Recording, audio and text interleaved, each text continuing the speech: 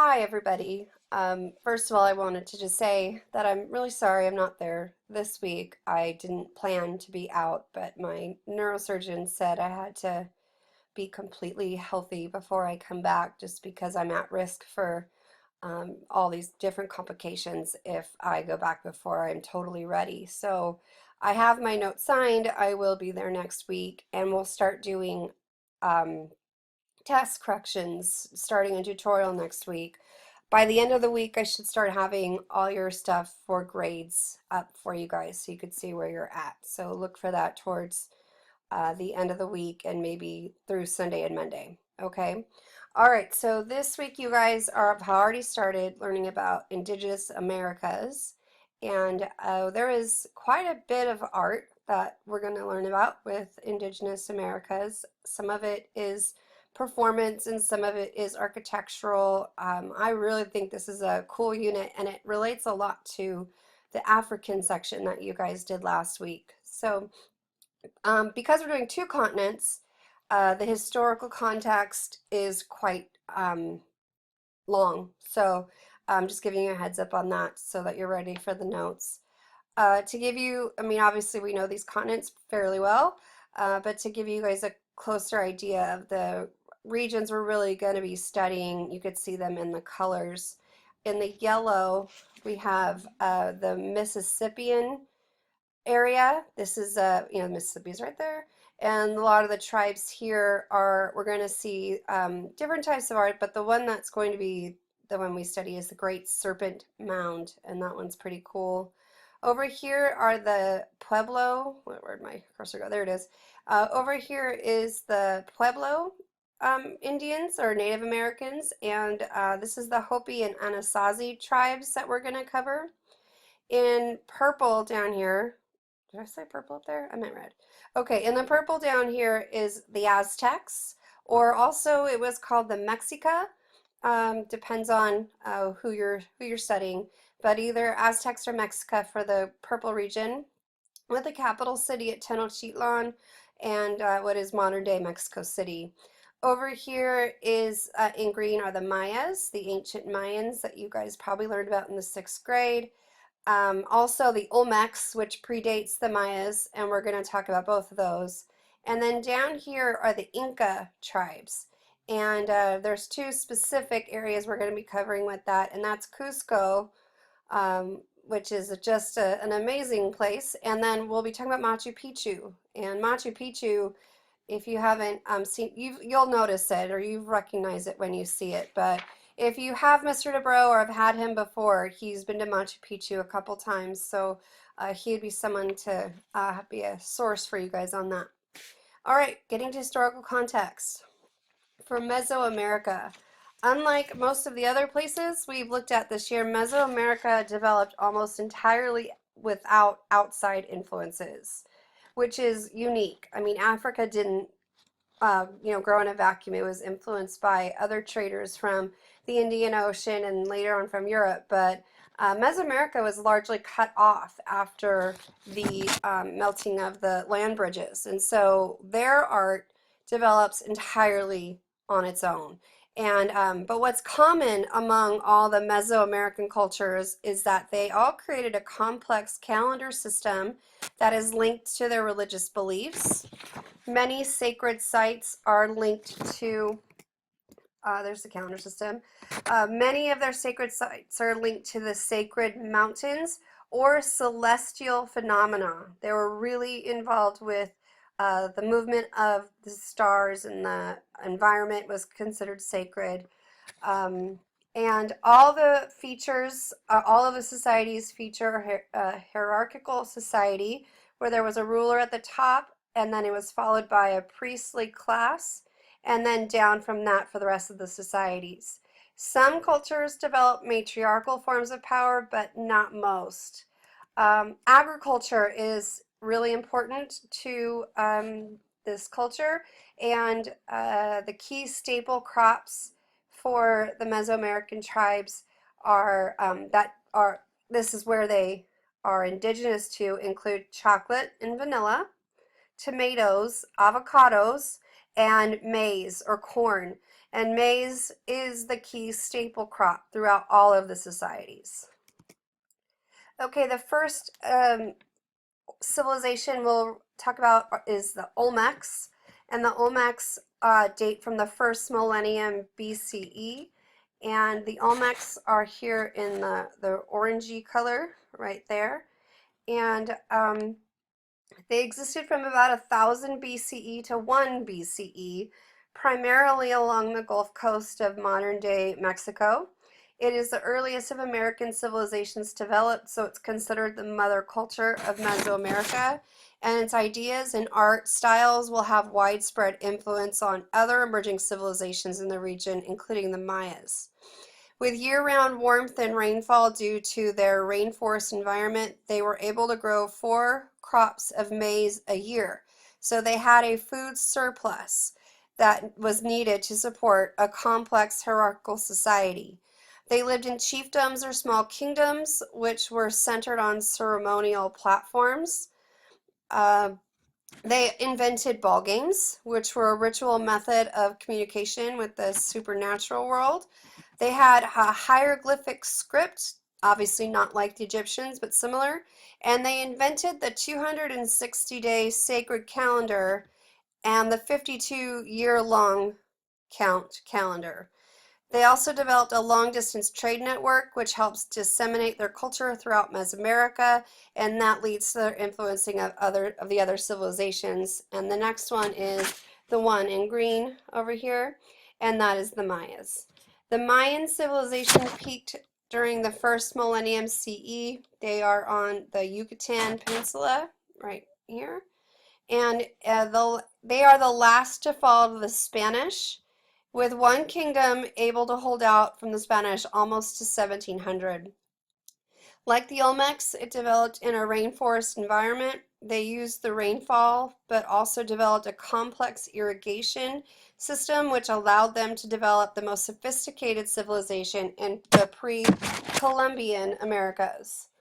The city-states had monumental ceremonial centers and semi-divine rulers, and that began to arise by about 400.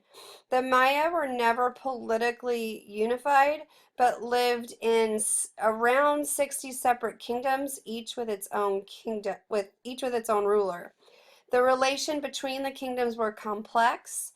They had negotiations, trading, and intermarriage, but they also had invasion and warfare between the societies. But they definitely had a hierarchical, autocratic society.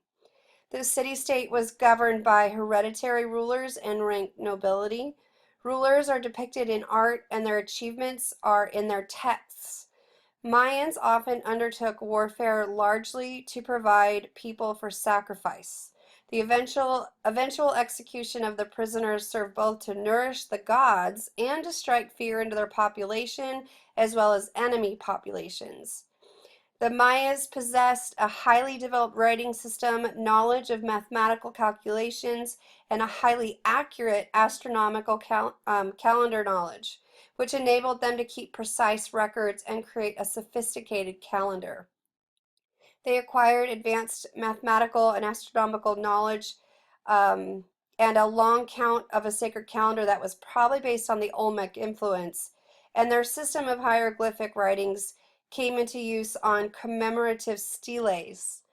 Their calendars established the genealogical lines of their rulers, and their texts provide the only systematic written history in Mesoamerica.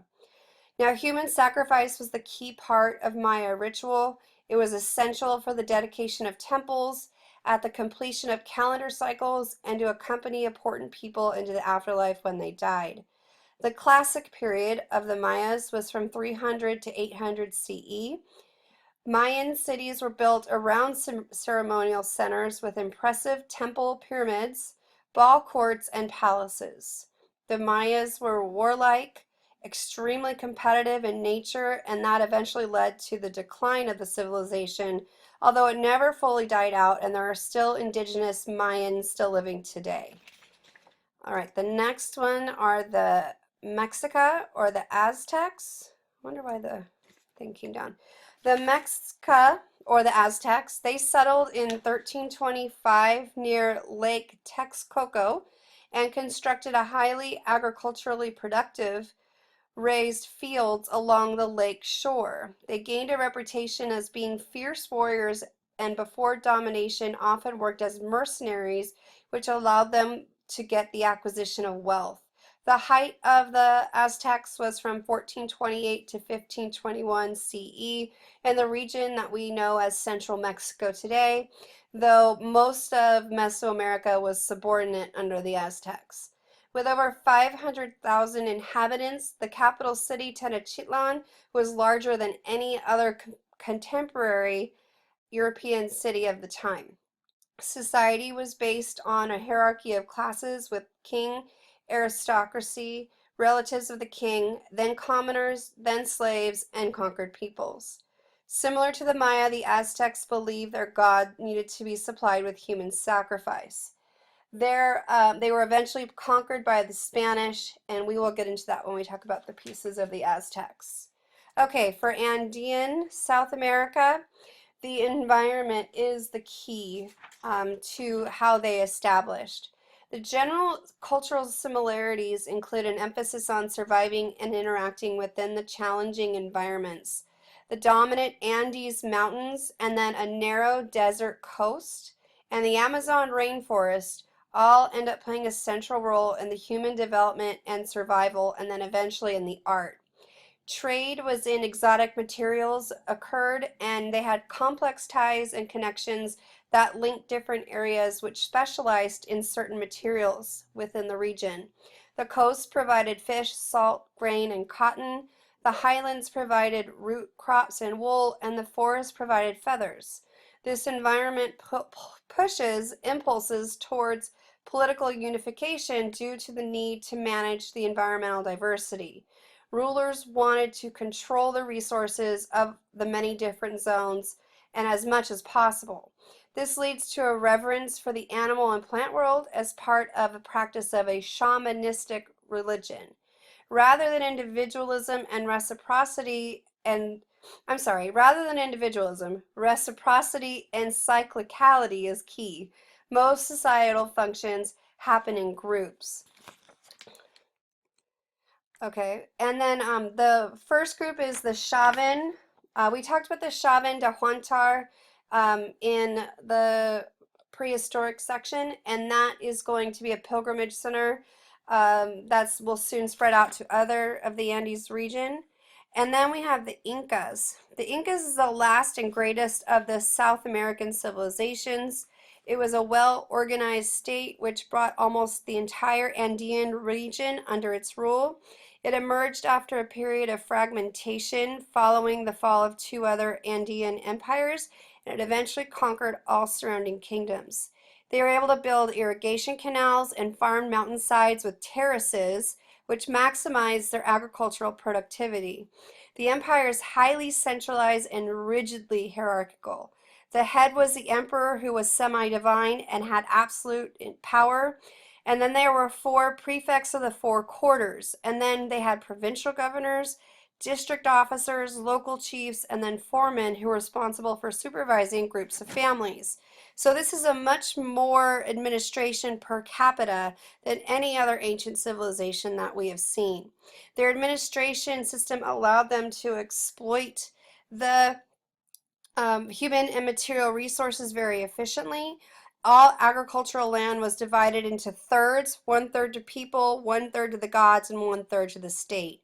All Incan men and women paid taxes in the form of labor on the land allocated to the gods and state. All able-bodied man had to perform a mita, M-I-T apostrophe A, which could range from military service to laboring on engineering projects. Expansion occurred during the reigns of Pachacutec from 1431 and Tupac Yupanqui from 1471 to 1493, at which point it hit its limits. Other areas were sparsely populated or were environmentally unsuitable to conquer. After the death of the next king in 1525, the empire was very weak and was easily conquered by the Spanish in 1532. Okay. that's it for the first part. I'll move on to the next one in the next screencast.